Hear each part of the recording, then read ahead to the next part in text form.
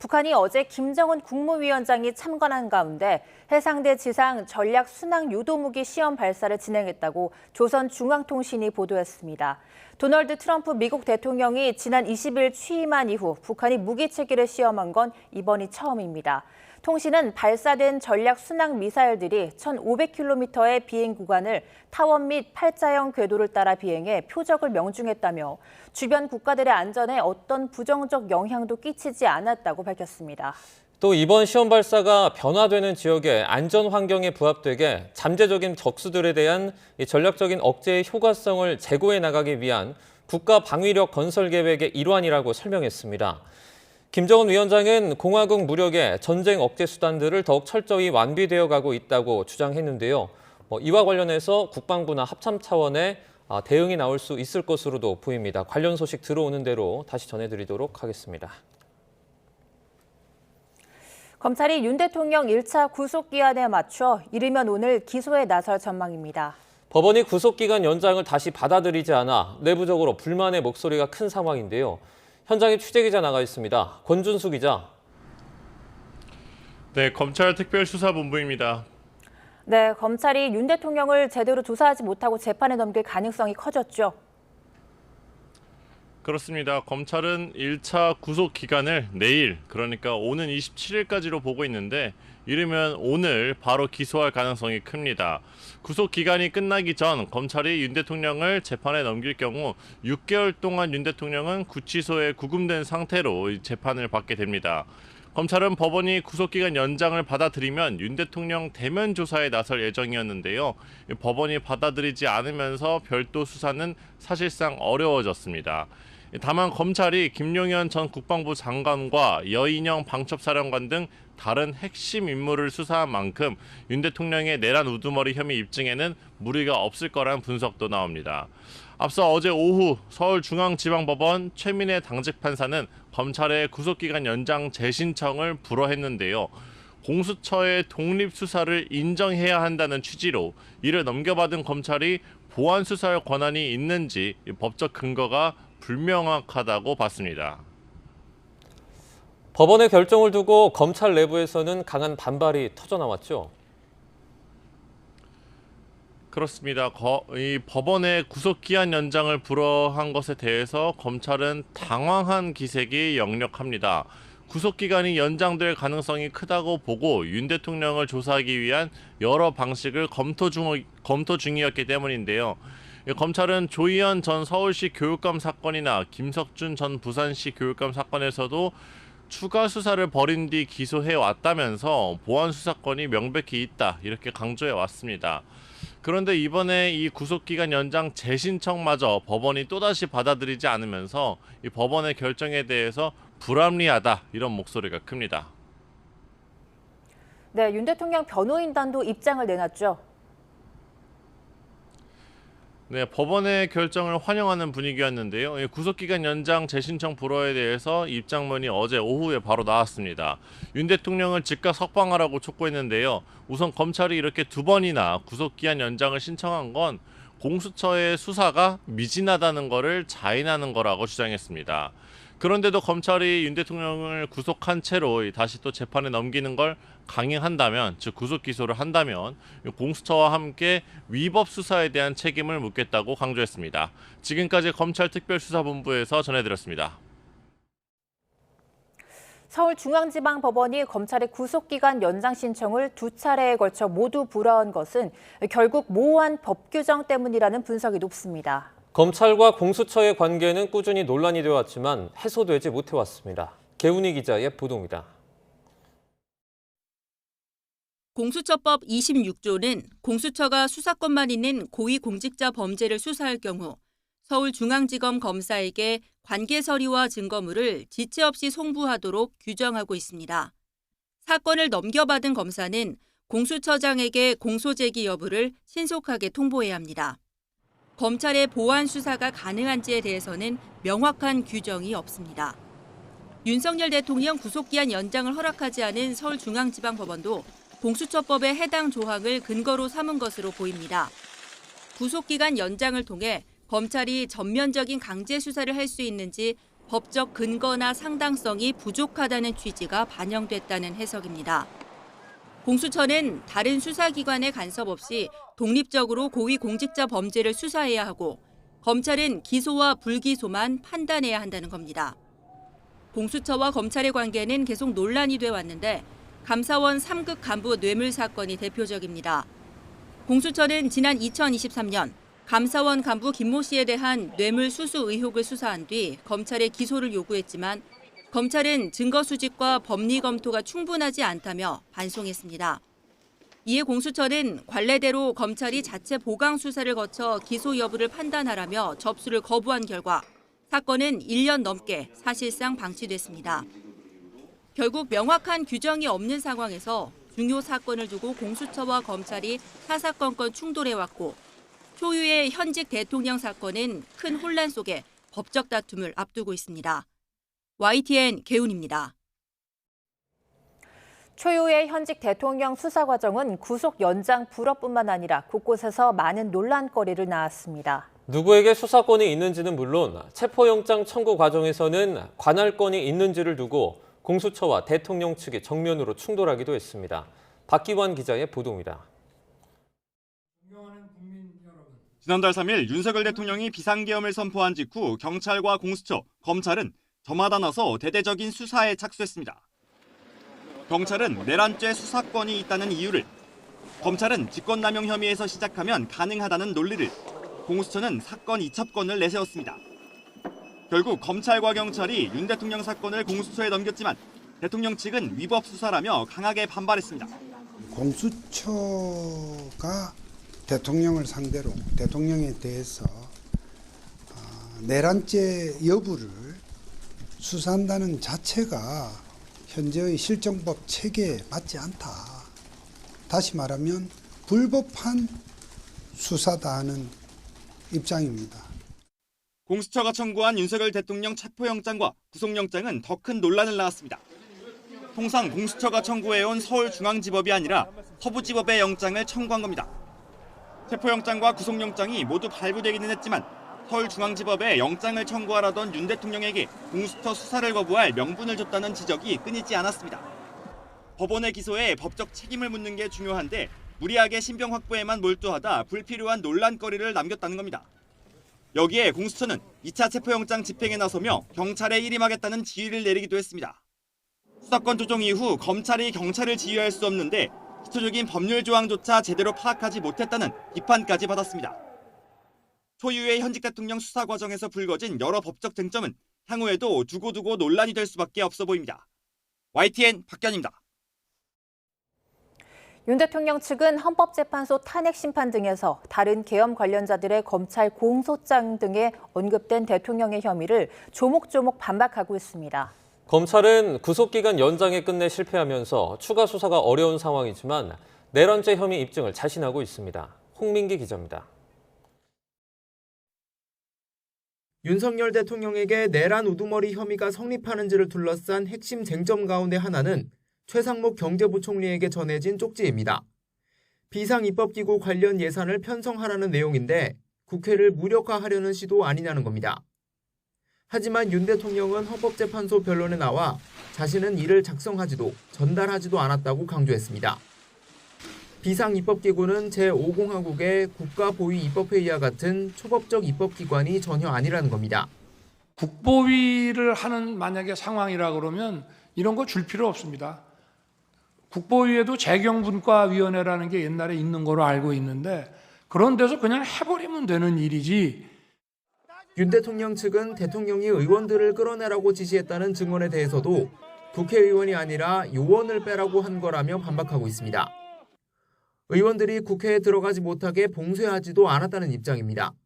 어디 뭐 통제가 한다 하니까 먼저 들어가려고 담을 넘어가신 분은 계실지 모르지만 190명이나 빠른 시일 내에 들어와서 시간 내에 들어와서 이 계엄 해제 논의를 해가지고 이런 가운데 윤 대통령 구속기간 연장에 실패한 검찰은 사실상 추가 조사 없이 대통령을 재판에 넘겨야 하는 상황입니다. 하지만 검찰은 김용현 전 국방부 장관을 비롯한 계엄 관련자들을 기소하며 수집한 증거들을 바탕으로 윤 대통령의 내란 혐의도 입증할 수 있다는 자신감을 내비치고 있습니다. 이명박 전 대통령도 110억 원대 뇌물 혐의로 구속된 뒤 진술을 거부하다 추가 조사 없이 재판에 넘겨졌지만 결국 징역 17년, 벌금 130억 원, 추징금 57억 원이 확정됐습니다. YTN 홍민기입니다. 법원이 검찰의 윤 대통령 구속기간 연장 신청을 또다시 불허한 것과 관련해 여야는 상반된 입장을 보였습니다. 국민의힘은 윤 대통령의 즉각 석방을, 더불어민주당은 구속기간 내 기소를 촉구했습니다. 박광열 기자입니다. 검찰의 윤 대통령 구속기간 연장 재신청과 법원의 재차 불허에 국민의힘은 대통령 즉각 석방과 불구속 수사 필요성을 집중 부각했습니다. 그동안 여권이 문제 삼았던 공수처의 내란죄 수사권 등 위법성이 입증된 거라며 절차적 흥결은 수사 혼선과 국민 갈등만 키울 거라고 경고했습니다. 불법 체포된 대통령은 즉시 석방되어야 합니다. 보완 수사를 해야 한다면 검찰과 경찰은 지금부터라도 차분히 수사와 기소를 다시 설계해야 됩니다. 여기에 대통령 체포와 구속영장 발부 과정 등을 지적하며 오동훈 공수처장의 대국민 사과와 사퇴를 촉구했습니다. 독단적으로 공수처법을 이상하게 설계하고 불법 수사를 밀어붙였다며 민주당 책임론도 거듭 제기했습니다. 반면 민주당은 법원의 구속 연장 불허 결정은 검찰이 추가 수사할 권한이 없다는 판단에 따른 거라며 오히려 공수처의 수사권을 인정한 거로 해석했습니다. 윤 대통령의 수사 거부에도 유죄의 증거는 차고 넘친다며 구속기간 내 기소가 필요하다고 목소리를 높였습니다. 이미 공수처가 수사를 했으니 검찰은 더 이상 구속기간 연장하지 말고 기소 여부만 판단하라. 김용현에 대한 공소장을 보면 거의 윤석열 공소장하고 동일하거든요. 그래서 이름만 바꾸면 된다. 여당에서 나온 대통령 석방 요구를 두고는 내란 옹호당임을 선언했다고 역공에 나섰습니다. 윤 대통령 측의 기자회견에 대해선 궤변과 억지 주장의 집대성이라며 공수처의 내란죄를 뒤집어 씌우려 한다고 비판했습니다. YTN 박광열입니다. 고위공직자범죄수사처가 윤 대통령에게 대해 청구한 구속영장 청구서를 YTN이 단독으로 확보했습니다. 공수처는 10쪽짜리 구속영장 청구서에서 범죄 중대성과 도망 염려 등 7가지의 구속 필요 사유를 들었습니다. 신지원 기자의 단독 보도입니다. 고위공직자범죄수사처는 윤석열 대통령에 대한 구속영장을 청구하면서 150여 장 분량의 서류를 제출했다고 밝혔습니다. 그런데 YTN 취재 결과 대부분은 수사 보고서 형식의 설명 자료로 구속 사유를 적은 영장 청구서는 10쪽에 불과한 것으로 확인됐습니다. 공수처는 윤 대통령에 대해 증거인멸과 재범 위험성, 추가 수사 필요성 등 7가지 구속 사유를 설명하면서 검찰, 경찰의 수사 기록과 언론 보도를 인용하며 다양한 정황을 나열했지만 새로운 증거는 없었습니다. 공수처는 윤 대통령이 김용현 전 국방부 장관 등과 공모해 총기로 무장한 계엄군 678명을 국회 경내에 진입시켰다고 적시했는데 이는 검찰특별사본부가 지난해 김 전 장관을 구속 기소하면서 발표한 숫자입니다. 공수처는 또 경찰이 확보한 노상원 전 국군 정보사령관의 자필 수첩 내용을 윤 대통령이 알았는지 확인하겠다며 계엄 당시 진보 언론사에 대한 단전 단수조치 의혹, 무인기 평양 침투와 오물풍선 원점 타격 등 대북 도발 의혹까지 언급했습니다. 재범 위험성에 대해서는 혹여라도 탄핵이 기각된다면 다시 극단적인 행위를 저지를 위험이 있다며 사실상 탄핵 필요성을 강조하기도 했습니다. 공수처는 윤 대통령을 구속 수사하면서 다양한 의혹을 확인하겠다고 밝혔지만 지난 19일 구속영장이 발부된 이후 닷새간 3차례 강제 구인을 시도한 끝에 결국 빈손으로 검찰에 사건을 넘겼습니다. YTN 신지원입니다. 윤 대통령에 대한 구속영장이 발부되자 일부 시위대가 서부지법을 습격하며 폭동이 발생했는데요. YTN이 확보한 윤석열 대통령의 구속영장을 보면 공수처는 대규모 폭동이나 소요 사태가 발생할 가능성을 배제할 수 없다고 적시한 것으로 확인됐습니다. 김다영 기자입니다. 윤석열 대통령에 대한 구속영장이 발부된 지난 19일 새벽, 윤 대통령 지지자들은 영장심사가 열린 서울 서부지법으로 몰려들었습니다. 일부는 영장 발부 판사를 찾겠다며 유리창을 깨고 실내로 진입해 여기저기서 난동을 부렸습니다. 초유의 법원 폭동 사태가 발생한 건데 공수처도 폭동 발생 가능성을 예상했던 것으로 확인됐습니다. YTN이 확보한 대통령의 구속영장을 보면 공수처는 윤 대통령이 지금까지 극우 유튜버들의 극단적 주장을 사실상 지지, 옹호해왔다고 적었습니다.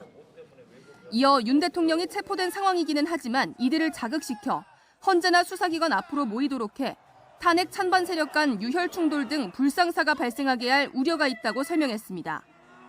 나아가 이 충돌을 시발점으로 대규모 폭동이나 소요 사태가 발생할 가능성 역시 배제할 수 없다고 주장했습니다. 이런 상황에서 대통령이 불구속 수사나 재판을 받게 되면 체포영장 집행에 협조했던 군경 관계자나 경호처 직원에 대한 중대한 위해 우려가 있다고 공수처는 덧붙였습니다. 탄핵 찬반 양측의 충돌은 없었지만 영장이 발부되자 윤 대통령을 지지하는 시위대 일부는 서부지법을 습격했고 끝내 헌정사 초유의 법원 폭동으로 이어졌습니다.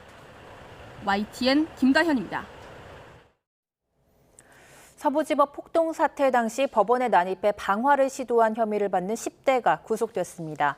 서울 서부지방법원은 10대 남성 A씨에 대해 도망할 염려가 있다고 구속영장을 발부했습니다. A씨는 지난 19일 새벽 윤 대통령에 대한 구속영장이 발부된 뒤 서울 서부지법에 침입해 불을 지르려 한 혐의를 받습니다. 폭동 당시 현장을 촬영한 영상에는 한 남성이 법원 유리창 너머로 기름으로 추정되는 물질을 붓자 A씨가 불을 붙인 종이를 던지는 모습이 포착됐습니다. 대통령 경호처가 윤석열 대통령 생일잔치에 합창곡을 부른 경찰관들에게 경력금으로 30만 원씩을 지급한 것으로 나타났습니다. 더불어민주당 백혜련 의원이 경찰청에서 받은 자료를 보면 경찰은 당시 합창에 경찰관 47명이 경호처 요구로 참여를 했고 각 30만 원씩을 경력금으로 받았다고 밝혔습니다. 이때 동원이 된 경찰은 용산 대통령실 안팎 경호를 맡는 101경비단과 202 경비단 등이었고 합창뿐 아니라 행사를 참관한 경찰관도 92명에 달하는 것으로 나타났습니다. 대통령 경호처는 지난 2023년 12월 창설 60주년 기념행사에서 직원과 군 경찰을 동원해 윤 대통령 생일 노래를 합창하는 등 생일잔치를 했다는 비판을 받고 있습니다. YTN이 설 명절을 앞두고 여론조사를 실시해 주요 정치 현안을 둘러싼 민심을 살펴봤습니다. 윤 대통령 탄핵 심판이 진행 중인 가운데 비상계엄 선포를 두고는 과반이 위헌이라는 의견을 냈습니다. 윤 대통령 구속 수사도 적절한 결정이었다는 입장이 절반 이상으로 나타났습니다. YTN 정인용 기자입니다. 윤 대통령은 최근 헌법재판소 탄핵 심판에 직접 출석하며 비상계엄 선포에 문제가 없었다는 입장을 거듭 강조했습니다. 계엄 선포의 이유는 야당에 대한 경고가 아니고요. 주권자인 국민에게 호소해서 엄정한 감시와 비판을 해달라는 것이지. 헌재 탄핵 심판의 핵심 쟁점으로 꼽히는 비상계엄 위헌성 여부에 대한 생각을 들어봤습니다. 위헌 행위라고 본다는 답변이 58%로 대통령의 권한 행사라는 36%보다 많았습니다. 하지만 이념 성향별로 뜯어보면 보수층의 71%는 헌법에 어긋나지 않는다고 응답했습니다. 지지 정당별로 보면 국민의힘 지지층도 79%가 헌법이 부여한 대통령의 권한 행사로 본 반면 민주당 지지층은 무려 98%가 위헌이라고 판단했습니다. 중도층도 71%가 위헌이라는 시각을 가지고 있었고 아니라는 입장은 25%에 불과했습니다. 윤 대통령 구속 수사가 적절한지도 물어봤습니다. 적절한 결정이었다는 응답이 55%로 절반을 넘었고 부적절했다는 게 42%였습니다. 성별과 연령별을 종합해서 보면 20대 남성과 70세 이상 남성의 과반이 대통령 구속은 과한 조치로 봤고 여성도 60대 이상에선 구속이 부적절했다는 비율이 더 높았습니다. 중도층은 구속 적절이 67%, 구속 부적절이 30%로 집계됐습니다. 지역별로 호남이 적절하다는 의견이 가장 많았고 대구 경북이 가장 적은 것으로 나타났습니다. 야권이 발의한 내란 특검 필요성에는 응답자 가운데 53%가 필요하다고 했고 39%는 불필요하다는 의견을 냈습니다. YTN 정인용입니다. 윤석열 즉각 퇴진 사회 대변역 비상행동이 어제 오후 서울 지하철 3호선 경복궁역 부근에서 윤석열 대통령 탄핵에 찬성하는 범시민 대행진을 진행했습니다. 또 전국민주노총 총연맹도 오후 3시부터 서울 광화문 교차로 부근에서 사전 집회를 연 뒤 합류했습니다. 이들은 윤 대통령 파면 등이 적힌 손팻말을 들고 대통령뿐만 아니라 내란 세력과 내란 동조 세력을 모두 단죄해야 한다고 주장했습니다. 자유통일당을 비롯한 보수단체들이 어제 오후 서울 동아면세점 부근에서 윤석열 대통령 탄핵 반대 집회를 열었습니다. 이들은 부정선거를 척결하자거나 가짜 국회를 청산하자고 강조했고 일부는 서울 서부지법 폭동 사태를 옹호하는 발언을 하기도 했습니다. 집회 참가자들 가운데 일부는 도심 집회 이후 윤 대통령이 구금된 서울구치소로 이동해 집회를 이어갔습니다.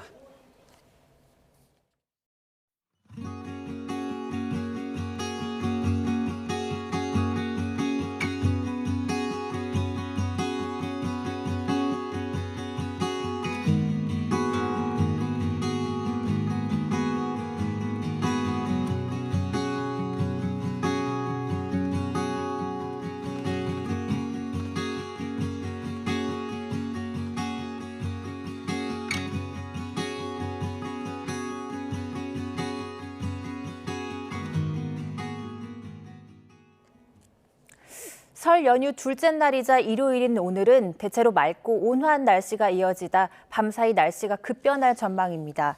특히 내일 하루 수도권을 비롯한 내륙에 15cm 이상의 큰 눈이 내려 쌓일 것으로 보입니다. 기상청은 북서쪽에서 한기를 동반한 저기압이 유입되면서 오늘 밤 늦게 수도권과 영서지방부터 눈비가 내리기 시작해 내일과 모레는 전국에 많은 눈이 내려 쌓이겠다고 밝혔습니다.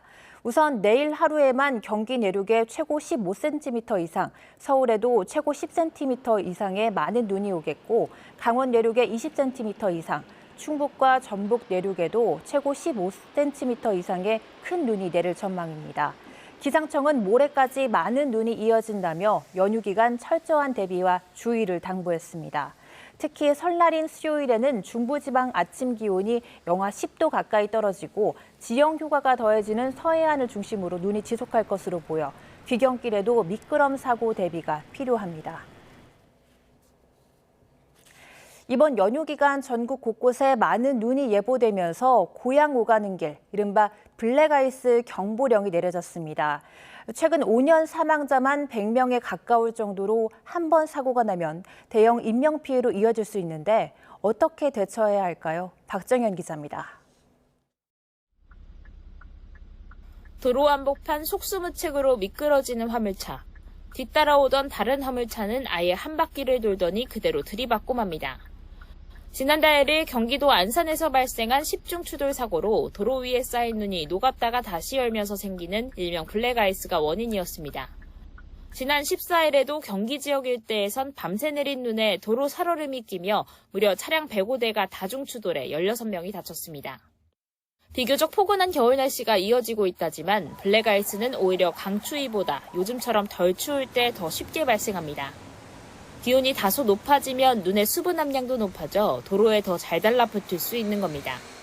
0도에서 이제 왔다 갔다 오르막 내리막 할 때 그럴 때가 이제 가장 위험하다고 볼 수 있는 게 아주 추우면 이게 길이 얼었을 수도 있겠구나 생각하지만 그 정도 온도일 때는 오히려 사람들이 방심을 하기 때문에 눈에 잘 보이지도 않는 탓에 해당 구간에 들어가고서야 알아챌 수 있다는 점도 사고 위험을 키우는 요인인데 이번 연휴는 임시공휴일 포함 최장 6일이나 이어지는 만큼 귀성 귀경객이나 여행객 등 장거리 운행 차량이 늘며 피해 우려가 적지 않습니다. 지난 5년간 발생한 사고는 4,000건, 사상자는 6,600명이 넘고 치사율도 2배에 달합니다. 유형별로 보면 일반 국도는 사고 건수가 높지만 속도를 줄이기 어려운 고속도로에선 횟수 대비 사상자가 많은 경향을 띱니다. 블랙아이스를 맞닥뜨렸을 땐 브레이크가 잘 듣지 않는 만큼 한 번에 길게 밟기보단 여러 번 밟았다 떼며 제동거리를 줄이거나 엔진 브레이크를 사용하는 것도 방법입니다. 핸들은 반대 방향으로 확 꺾는 것도 금물, 터널 출입구 부근이나 음지 등 사고 우려 구간에선 감속과 앞차와의 안전거리 확보도 중요합니다. 정부 관계기관은 도로 위험에 대한 실시간 정보를 제공하고 겨울철 안전운전 캠페인을 적극 시행해야 합니다. 제설제를 선제적으로 살포하는 등 사고 예방에 만전을 기해야 합니다. 동시에 결빙 방지를 위해 사전 제설 작업이나 도로 열선 설치 같은 제도적인 예방책도 필요해 보입니다. YTN 박정현입니다. 오늘 새벽 1시 50분쯤 충남 아산시 둔포면에 있는 플라스틱 제조 공장에서 불이 났습니다. 소방당국은 한때 대응 1단계를 발령하고 장비 30여 대, 인력 100여 명을 투입해 1시간 40분 만에 큰 불길을 잡았습니다. 이 불로 다친 사람은 없었지만 공장 기숙사에 있던 외국인 노동자 9명이 긴급 대피했습니다. 아산시는 화재 장소 주변을 우회하고 인근 주민에게 안전에 유의하려며 재난 문자를 발송했습니다. 어제 낮 12시 50분쯤 충남 공주시 사곡면 야산에서 불이 났습니다. 신고를 받은 산림당국은 진화 헬기 1대와 진화 차량 13대, 인력 67명 등을 투입해 40분 만에 불을 껐습니다. 앞서 오전 11시 50분쯤에는 세종시 전동면에서도 산불이 나 50분 만에 진화됐습니다. 산림당국은 정확한 화재 원인과 피해 규모 등을 조사하고 있습니다.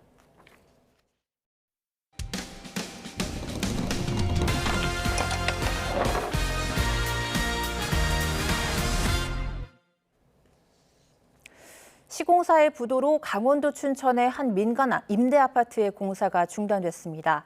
입주 예정자들은 낸 보증금도 돌려받지 못한 채 빚만 떠안게 됐습니다. 홍성욱 기자가 취재했습니다.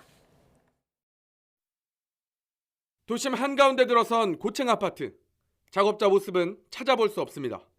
318세대 민간 임대 아파트를 지을 계획이었지만 시공사 부도로 공정률 77%의 공사가 멈췄습니다. 아파트 내부로 좀 들어와 봤습니다. 골조부터 창호 그리고 전기 배선까지 모두 마무리가 된 상태인데요. 그러니까 아파트 완공을 거의 눈앞에 두고 공사가 중단된 겁니다. 입주 예정 주민들은 이미 1억 원 넘게 낸 계약금과 중도금을 돌려받지 못할 처지에 놓였습니다. 주택도시보증공사 보험에 가입했지만 시행사가 입주 예정자들로부터 받은 계약금과 보증금을 주택도시보증공사에 입금하지 않고 공사비 등으로 직접 사용했기 때문, 특히 입주 예정자들에게 대출을 실행한 금융기관은 주민 동의 없이 대출금 대부분을 주택도시보증공사가 아닌 시행사에 입금했습니다.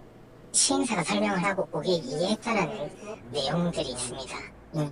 그러니까 고객이랑 시행사랑 그렇게 얘기가 됐고 그 계좌에 들어가는 걸로 저희는 이해를 하지 않겠습니까? 계약서대로 이행했을 뿐이라던 해당 금융기관. 사건이 불거진 뒤 담당 직원들에게 징계를 내린 것으로 확인됐습니다. 주택도시보증공사 역시 보증금이 제대로 들어오지 않았지만 이런 사실을 주민들에게 알리지 않아 피해를 키웠습니다. 허가 보증서 믿고 계약을 한 건데 이렇게 지금 나몰라라 해버리니까 저희는 지금 어떻게 해야 될지를 모르겠고. 공사에 참여한 하청업체 역시 대금을 받지 못해 줄도산 위기에 처한 상황. 취재팀이 시행사와 시공사, 도시주택보증공사에 연락을 취해봤지만 받지 않거나 제대로 답을 하지 않았습니다. 상사분이 알고 계시고 그리고 홍보실에서 대응을 하는 게 저희 원칙이고. 부푼 기대와 함께 새 아파트에 입주할 예정이던 주민들. 여기저기 떠돌며 빚만 떠안게 됐습니다. 월세살이로 이렇게 지내는데 집은 못 갔더라도 빚이라도 없어야 되잖아요.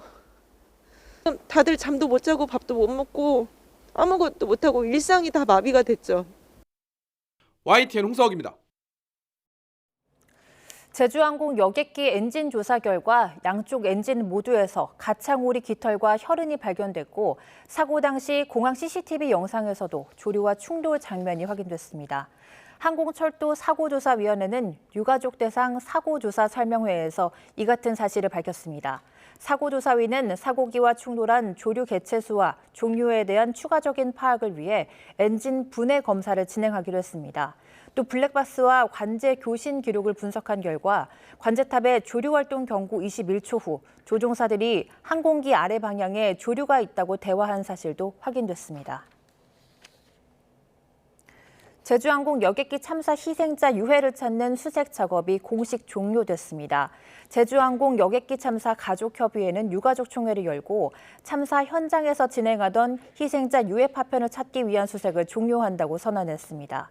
장례 이후 수습된 유해 파편은 신원 확인이 이뤄지고 있으며 분석 결과가 나오면 유가족 상의를 거쳐 별도 공간에 안치하는 방안을 검토하고 있습니다.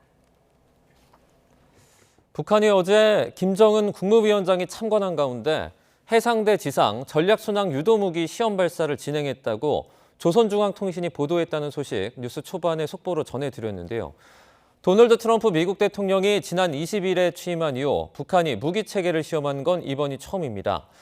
통신은 발사된 전략순항 미사일들이 1,500km의 비행 구간을 타원 또는 팔자형 궤도를 따라서 비행해 표적을 명중했다며 주변 국가들의 안전에 어떤 부정적인 영향도 끼치지 않았다고 밝혔습니다. 또 이번 시험 발사가 변화되는 지역의 안전 환경에 부합되게 잠재적인 적수들에 대한 전략적 억제의 효과성을 제고해 나가기 위한 국가 방위력 건설 계획의 일환이라고 설명했습니다. 북한은 트럼프 미국 대통령이 김정은 위원장과 대화에 나설 뜻을 밝힌 것과 관련해서 미국이 주권을 거부하는 이상 초강경 대응이 최상의 선택이라는 반응을 내놨습니다. 북한 외무성은 대외보도실장 명의의 담화를 통해 지난 21일부터 나흘 동안 진행된 한미 공군의 쌍매 훈련을 비난하며 미국이 주권과 안전 이익을 거부하는 이상 미국과는 철두철미 초강경으로 대응해야 한다고 밝혔습니다. 또 이것만이 미국을 상대하는 데서 최상의 선택이라고 밝혔습니다. 북한의 이 같은 반응은 최근 트럼프 미국 대통령이 취임 이후 김정은 북한 국무위원장과의 친분을 과시하고 대화에 나설 뜻을 밝힌 가운데 나온 것이어서 그 의도가 주목됩니다. 벤스 미국 부통령이 신임 국방장관 취임식에서 미군의 해외 배치에 신중하게 접근하겠다는 뜻을 밝혔습니다. 트럼프 대통령이 방위비를 문제 삼아온 주한미군 규모에도 영향을 미칠지 주목됩니다. 워싱턴에서 권준기 특파원입니다. The duties of the office of which I am about to enter. So help you God. So help me God. Congratulations, Mr. Secretary. 취임 선서를 마친 피트 헤그세스 미국 국방장관. 성 비위의 가정폭력 의혹으로 낙마 가능성이 제기됐지만 상원 표결에서 51대 50으로 가까스로 인준 문턱을 넘었습니다. 헤그세스 장관은 마지막 찬성표로 인준을 성사시킨 부통령에게 각별한 감사 인사를 전했습니다. Instead of being sad about 50 to 50, 51 to 50, they said, "Dad, you won in overtime." That's the perspective I like. So thank you throughout this process, Mr. Vice President, for being incredible. 벤스 부통령은 해외에 배치된 미군 규모를 줄여야 한다는 뜻을 밝혔습니다. 미군 한 명 한 명이 소중하다며 해외 파병에 신중하게 접근해야 한다는 겁니다. We should be sparing in how we deploy our most precious resource, which is the men and women who are willing to put on the uniform and put their life on the line for this country. We shouldn't send them everywhere. 헤그세스 장관도 불필요한 전쟁을 피하겠다며 트럼프의 고립주의에 부응하겠다는 뜻을 분명히 했습니다. Rebuild our military and reestablish deterrence. We don't want to fight wars. We want to deter them, as you said, and we want to end them responsibly. 헤그세스 장관은 앞서 인사청문회에서 전 세계에 배치된 미군 전력과 임무를 재검토하겠다고 밝혀 곧 평가 작업에 들어갈 것으로 예상됩니다.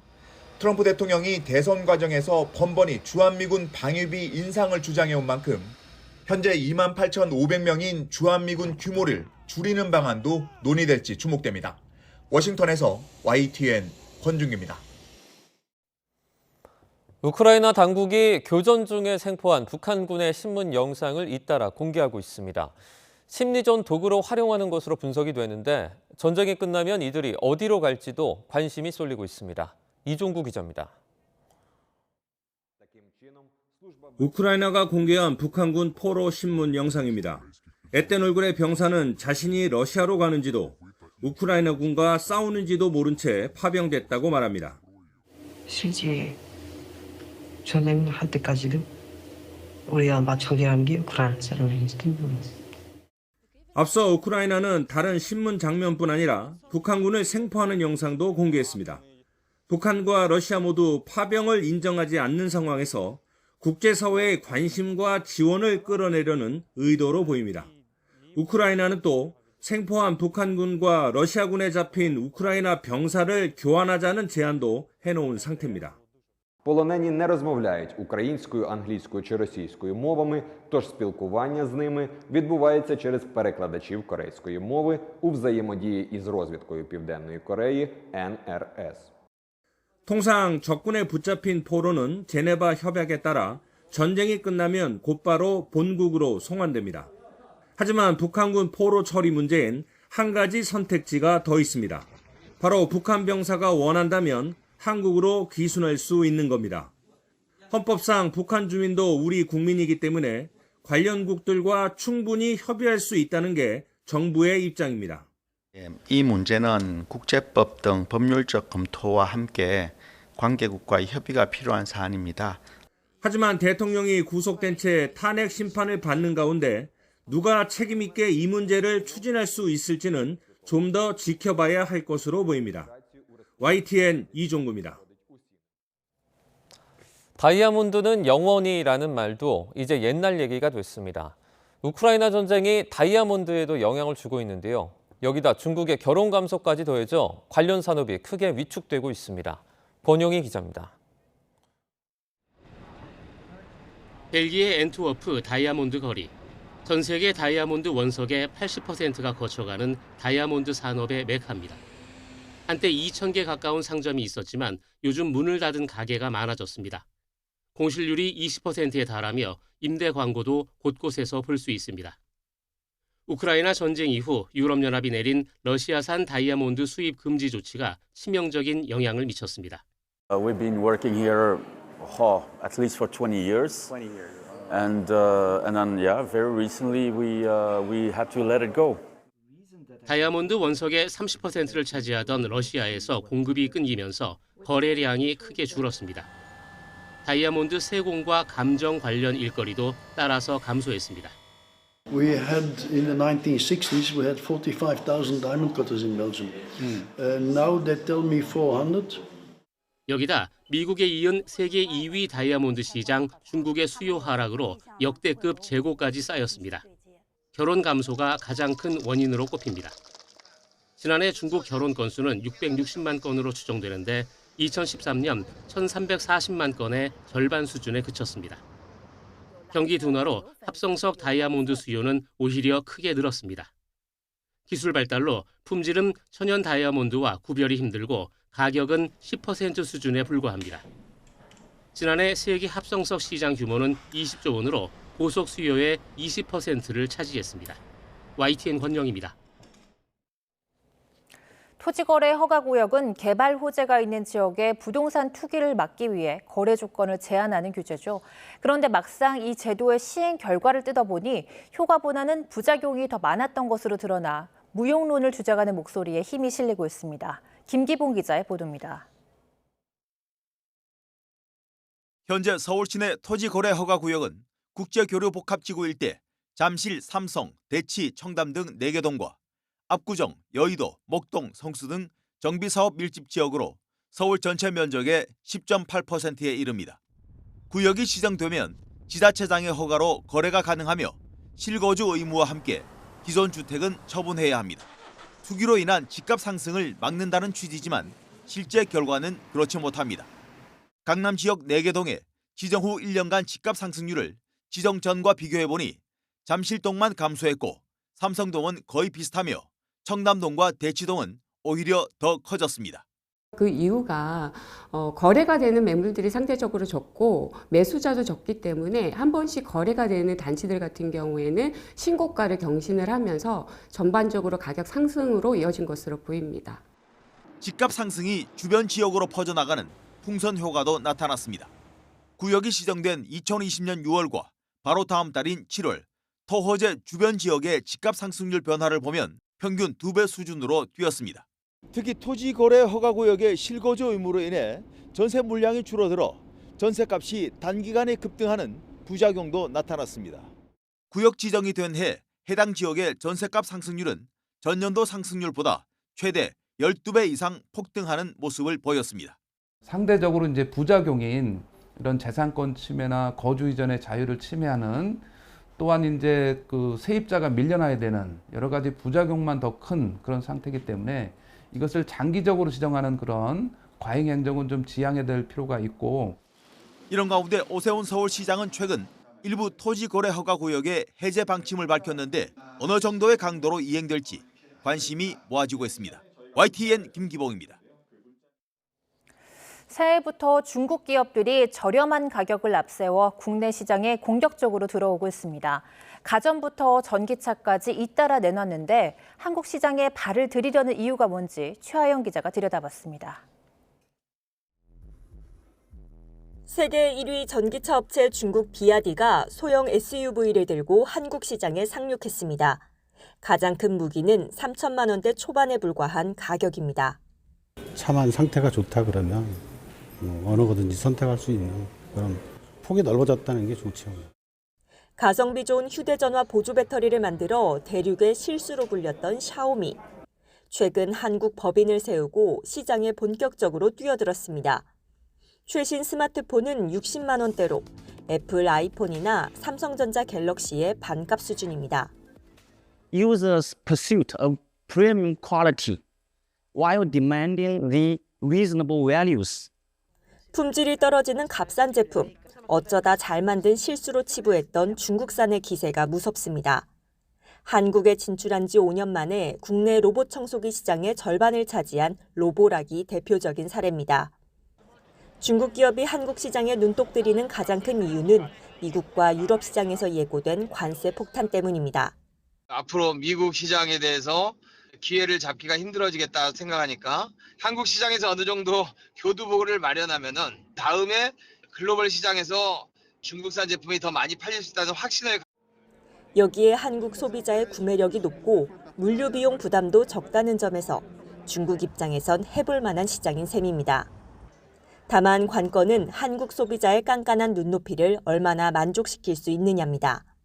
가격을 앞세운 중국 기업의 공습이 본격화하면서 국내 기업들은 안방에서도 중국산과 싸워야 하는 처지에 놓였습니다. YTN 최하영입니다. 설을 맞아 우리 농산물로 만든 명절 선물에 대한 관심이 더 커지고 있습니다. 지역 특산품을 활용한 농산품 가공 현장에 윤지아 기자가 다녀왔습니다.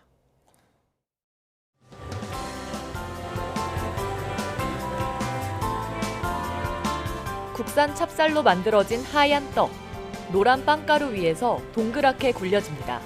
백향과 찹쌀떡을 만드는 겁니다.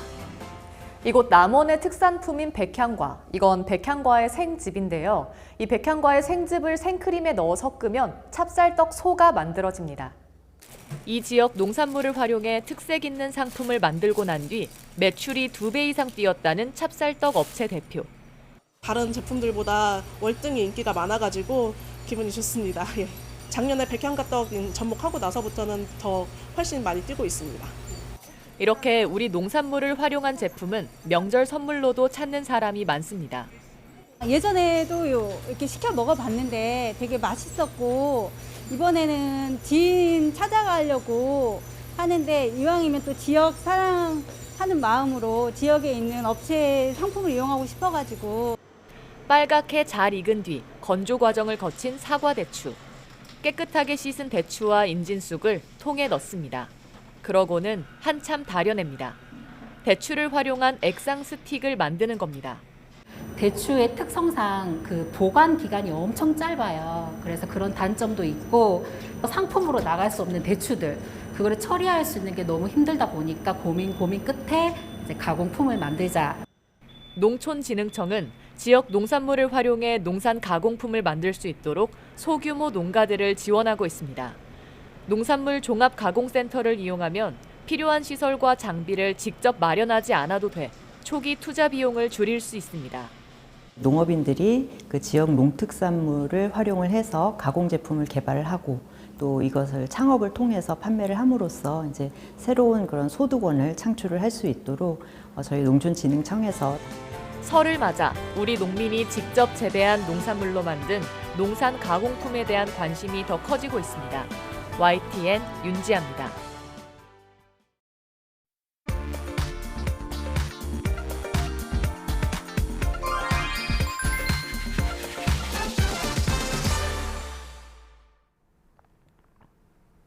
설 연휴를 맞아 고속도로를 이용하신다면 몇 가지 정보를 미리 알아두시는 게 좋겠습니다.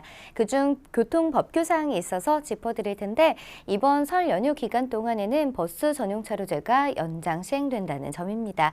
1번 경부고속도로 한남과 신탄진 구간에서 아침 7시부터 다음 날 새벽 1시까지 운영되니까요. 시간을 혼동하는 일이 없도록 주의하셔야겠습니다. 현재 고속도로에는 속속들이 귀성 정체가 시작되고 있습니다. 가장 먼저 시작된 충청권 이외에도 경기 곳곳으로 일부 구간 속도 줄이고 있는데요. 우선 사고 처리 길어지는 구간부터 살펴봅니다. 55번 대구 부산고속도로입니다. 대구 방향으로 삼랑진 나들목 부근에서 2차로 막고 사고 처리 길어집니다. 잠시 속도 줄이는데 미리 차로 변경 신경 쓰셔야겠고요. 오늘 가장 먼저 시작된 25번 논산 천안고속도로 논산 방향의 정체, 남풍사에서 차량 터널까지 7km 구간으로 길어져 있습니다. 1번 경부고속도로 부산 쪽 천안을 중심으로 한 정체도 점차 길어지고 있는데요. 6km 구간 답답하겠고요.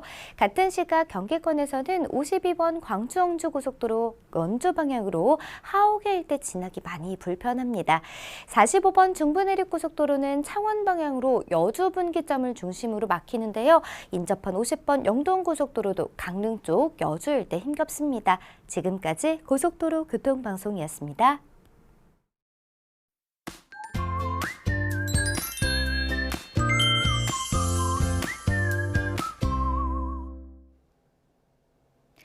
설 연휴 둘째 날에도 추위 걱정은 없겠습니다. 초봄처럼 온화했던 어제보다는 기온이 내려가겠지만 오늘도 예년 기온을 크게 웃돌겠는데요.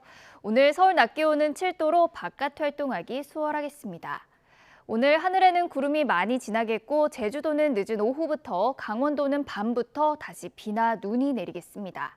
내일과 모레는 전국에 많은 눈이 예보됐는데요. 강원도와 전북 동부, 제주 산간 많은 곳에 30cm 이상, 경기 내륙과 충청에도 20cm 이상의 폭설이 쏟아지겠고요. 서울 등 그 밖의 내륙 쪽에도 많게는 15cm가 넘는 큰 눈이 내리겠습니다. 현재 기온 살펴보도록 하겠습니다. 현재 서울 기온은 1.9도, 대구는 3.4도를 보이고 있습니다. 낮에도 큰 추위는 없겠는데요. 오늘 서울 낮 기온은 7도, 대전과 광주는 8도, 대구는 9도, 부산은 11도까지 크게 오르겠습니다. 내일 낮부터는 날씨도 급격히 추워지겠습니다. 내린 눈비가 얼어붙어서 귀성길 불편이 우려되고 있으니까요. 교통안전에 각별히 유의하셔야겠습니다. 지금까지 날씨 정보였습니다. 뉴스스타트 3부는 여기까지입니다. 시청해주신 여러분 고맙습니다.